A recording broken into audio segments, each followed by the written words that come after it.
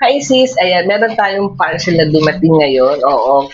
So, buksan na natin.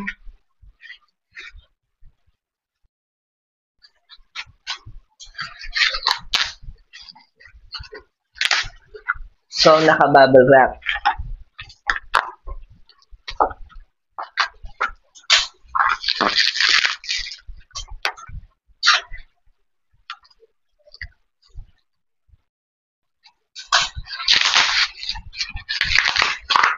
Ayan na kasis.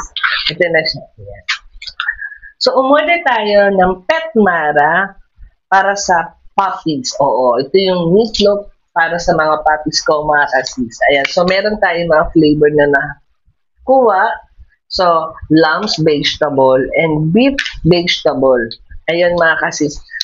Napaka-affordable lang ito dahil yung mga puppies ko is 5 po sila. So, ito yung sineserve ko sa mga puppies ko. Yan, mga kasis.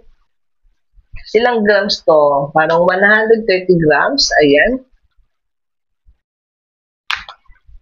Thank you for watching.